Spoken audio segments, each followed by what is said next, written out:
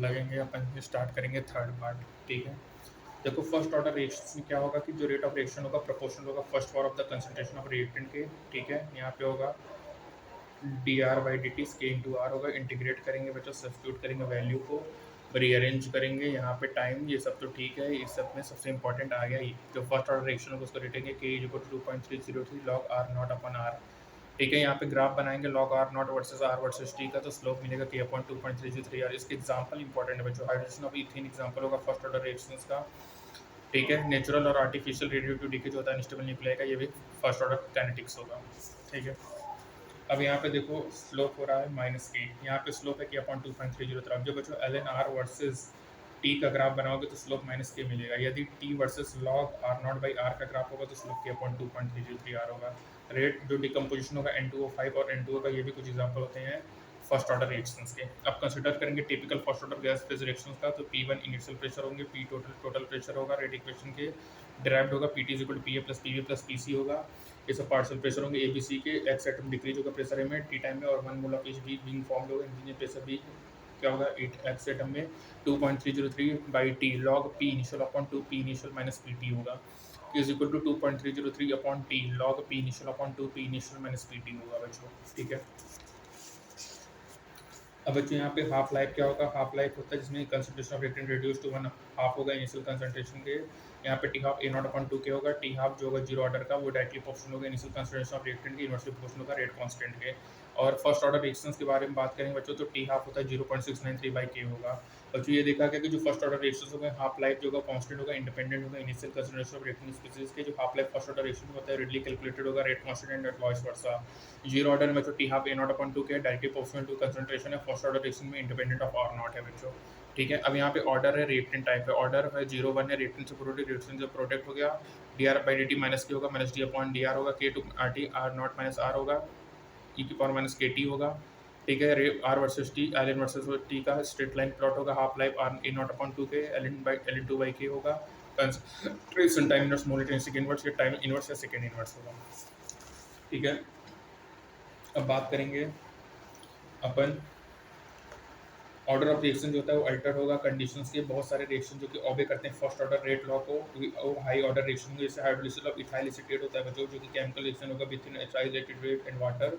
यहाँ ये second order reaction है, यहाँ पे concentration both ethyl acetate and water affect करेगा रेट ऑफ रिएक्शन को। जब टेकन लेंगे वाटर को लार्ज एक्सेस ऑफ हाइड्रोलिसिस तो कंसंट्रेशन ऑफ वाटर नहीं अल्टर्ड होता है बच्चों मच ड्यूरिंग द रिएक्शन। जो रेट ऑफ रिएक्शन होगा अफेक्टेड होगा concentration of ethyl acetate only. जब ड्यूरिंग हाइड्रोलिसिस करेंगे 0.01 mole ethyl acetate with 10 mole of water, तो यहाँ पे रेडिएंट प्रोडक्ट होगा बिगनिंग में और कंप्लीशन होगा रिएक्शंस को अंडर फेज। 0.01 में 10 मोल है, 0.1 में 0.1 है, 0 मोल है 9.9 है, 0.01 0.01। जो कंसंट्रेशन है वाटर का वो अल्टर नहीं होगा during the course of reaction. ऐसे रिएक्शन बिहेव करेंगे फर्स्ट ऑर्डर रिएक्शंस, और ऐसे reaction pseudo first order reactions होंगे। इन्वर्जन ऑफ कैन शुगर होगा वो another pseudo first order reactions होगा। कैन शुगर है बच्चों ग्लूकोज और फ्रक्टोज में कन्वर्ट हो रहा है। आर रेट क्या होगा के सी एच C12H20O11 होगा बच्चों। ये हमारा क्या है स्यूडो फर्स्ट ऑर्डर रिएक्शन है, मतलब इसमें एक कांस्टेंट हो जाएगा। जो concentration of water does not gate Altered much during the course of reaction, ऐसे रिएक्शन बिहेव करेंगे फर्स्ट ऑर्डर रिएक्शन, और ये स्यूडो फर्स्ट ऑर्डर रिएक्शन होगा। जैसे इन्वर्जन ऑफ कैन शुगर है, ये स्यूडो फर्स्ट ऑर्डर रिएक्शन है। कैन शुगर किसमें कन्वर्ट होगा, ग्लूकोज और फ्रक्टोज में कन्वर्ट होगा। Hydrolysis of ethyl acetate and chemical reaction between ethyl acetate and water reality second order reaction है। ठीक है बच्चों, तो कंसंट्रेशन जब नहीं इफेक्ट होगा सीडो ऑर्डर, इसका इन्वर्जन ऑफ कैन शुगर है, याद रखना। Hydrolysis of ethyl acetate and water normally it is second order reaction है, लेकिन यदि H2 को एक्सेस मिलेंगे तो ये स्यूडो फर्स्ट ऑर्डर रिएक्शन बनेगा। ठीक है, बाकी इसमें एक पार्ट इसका है।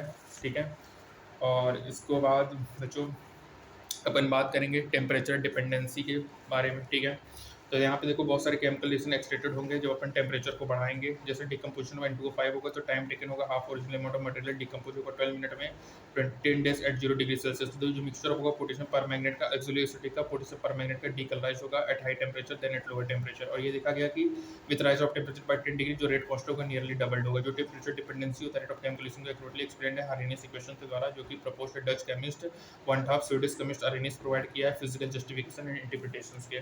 K is equal to A minus E by RT होगा। A आर्हेनियस फैक्टर या फ्रीक्वेंसी फैक्टर होगा, इसको प्री एक्सपोनेंशियल फैक्टर रखेंगे जो कि कांस्टेंट स्पेसिफिक होगा पर्टिकुलर रिएक्शंस के लिए। R गैस कांस्टेंट होगा और ये एक्टिवेशन एनर्जी होगा जो कि मेजर्ड होगा जूल्स पर मोल में। ठीक है, अंडरस्टैंड होगा simple reactions H2 plus O2 I2 2HI होगा आर्हेनियस। ये रिएक्शन टेक प्लेस होगा जब one one molecule of hydrogen molecule combine होगा, हाइड्रोजन से कोलाइड करेगा, अनस्टेबल एग्जिस्ट करेगा वेरी शॉर्ट टाइम और ब्रेक होगा दो मॉलिक्यूल ऑफ हाइड्रोजन आयोडाइड में। जो एनर्जी रिक्वायर्ड होगा इस इंटरमीडिएट में इसको एक्टिवेटेड कॉम्प्लेक्स होगा, इसको एक्टिवेशन एनर्जी कहेंगे, जो कि ऑप्टेन करेंगे प्रोटीन नट्स रिएक्शन, तो कोऑर्डिनेट बनेगा, तो रिएक्शन कोऑर्डिनेट रिप्रेजेंट करेगा प्रोफाइल ऑफ एनर्जी चेंज, जब रिएक्टेंट एंड चेंज होगा प्रोडक्ट में। कुछ एनर्जी भी रिलीज होगा जब कॉम्प्लेक्स डिकम्पोज होगा प्रोडक्ट में, final enthalpy of reaction depend करेगा नेचर ऑफ रिएक्टेंट प्रोडक्ट में। सभी मॉलिक्यूल जो होते हैं बच्चों रिएक्टिंग स्पेस में उसकी सेम काइनेटिक एनर्जी नहीं होती, इसलिए डिफिकल्ट होता है प्रेडिक्ट करना behaviour of any one molecule. Boltzmann और जेम्स मैक्सवेल सेटिस्फाई किए predict of behaviour of large number of molecules, और उनके अकॉर्डिंग जो डिस्ट्रीब्यूशन होगा काइनेटिक एनर्जी का डिस्क्राइब्ड होगा plotting the fraction of molecule any upon N T with a given kinetic energy, any number of molecule होगा with energy होगा anti total number of molecule होगा, जो पीक होगा कर्व का वो करस्पॉन्ड होगा most probable kinetic that is kinetic energy of maximum fraction of molecule होगा, ये डिक्रीजिंग नंबर होगा मॉलिक्यूल का जिसमें एनर्जी हाई या लोअर होगा इस वैल्यू के। जब टेम्परेचर राइज होगा तो मैक्सिमम कर्व होगा मूव करेगा हायर एनर्जी वैल्यू, और कर्व ब्रॉडन आउट होगा स्प्रेड होगा राइट साइड, यहाँ पे ग्रेटर प्रोपोर्शन ऑफ मॉलिक्यूल होगा विद मच हायर एनर्जीज। जो एरिया अंडर द कर्व होगा कांस्टेंट होगा, total probability must B 1 eight all times होगा। अपन मार्क करेंगे पोजीशन ऑफ ये मैक्सवेल बुश डेस्टिनेशन कर्व को। जब हम टेम्परेचर ऑफ सब्सटेंस बढ़ाएंगे तो फ्रैक्शन ऑफ मॉलिक्यूल जो कि कैलकुलेट करेगा ग्रेटर देन ये क्लियर होता है कि in the curve T plus 10 area showing the fraction of molecule having energy equal to और ग्रेटर देन होगा एक्टिवेशन को डबल होगा, जो कि डबलिंग करेगा रेट ऑफ रिएक्शंस को। R N A equation factor E minus R T correspond होगा फ्रैक्शन ऑफ मॉलिक्यूल जिसकी एनर्जी ग्रेटर होगा। अगर नेचुरल लॉगरिथम लेंगे तो जो प्लॉट होगा एलएन के versus 1/t grade straight line होगा according to figure 4.19 and figure 4.10। ठीक है। अब बच्चों यहाँ पे ये इंपॉर्टेंट है कि आरएनएस इक्वेशन में जब टेम्परेचर बढ़ाएंगे या एक्टिवेशन को कम करेंगे तो इंक्रीज होगा रेट ऑफ रिएक्शन को और एक्सपोनेंशियल इंक्रीज होगा रेट कांस्टेंट में। बच्चों ये नीट में क्वेश्चन आ चुका है, नीट 24 में ग्राफ पूछा था कि एलएन के वर्सेस 1/t ग्राफ क्या होता है। स्ट्रेट लाइन होगा जिसका slope minus A by R होगा बच्चों। इंटरसेप्ट क्या होगा ए होगा, और कैलकुलेट करेंगे टेम्परेचर से तो यहाँ पे जो एट रेट कॉन्स्टेंट आएगा T1 T2 होगा L N K two upon K1 E A by R 1 upon T1 minus 1 upon T2, या इसको लिख सकते हैं log K2 upon K1 A upon 2.303 R T2 minus T1 upon T1 into T2। ठीक है, ये अपन लिख सकते हैं बच्चों।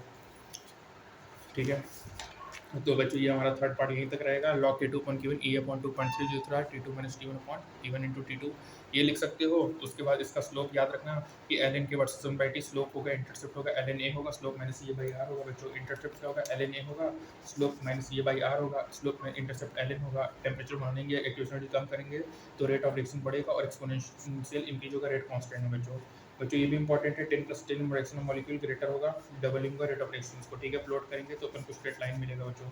ये तो हो ही गया। Area under the curve constant होगा, probability must be at all times होगा।